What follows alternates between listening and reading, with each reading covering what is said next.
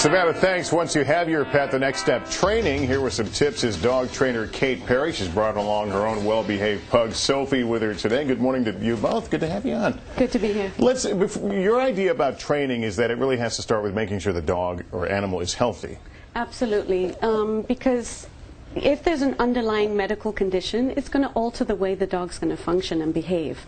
So the first thing you want to do is just get your annual health check with your vet. Just rule out any other condition. And the next issue is socialization, because I know you could train an animal in an isolated room, but in the real world they're going to be out there with taxis and traffic and all kinds of people walking by. Right, right. It's a really, really, really important part of training a dog. Getting it comfortable in its own environment, and that can mean a variety of things, right?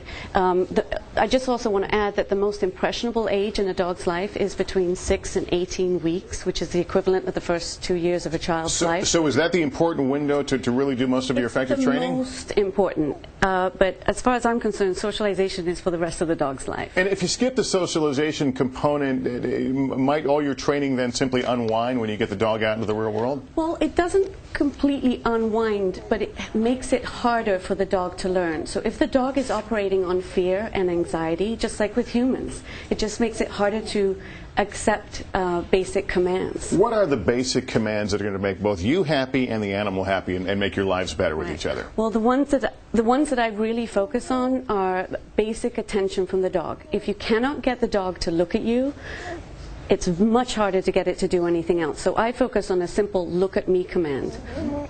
Then I go into a sit-stay. You want the dog to be in a stay position, and follow up with that. I would get the dog to also walk on leash nicely. And to stay, obviously, yeah. Absolutely. Stay is a life-saving command. And what do you use in terms of a reward, in terms of reinforcing good behavior? I focus on capturing good behavior, and the reward part can be anything that the dog loves. It could be food, of course. Dogs are very food motivated generally, but some dogs love their special toy. Some dogs, like this dog, loves a lap and a nice stroke. That'll suffice for her. So you just want to know the dog's personality and reward what the dog likes. All right. Well, Kate Perry, thanks for coming on. Sophie, who was making her own commentary here under your microphone. I can hear her. Thanks so much for being here. Appreciate it. And now, once again, here's Savannah.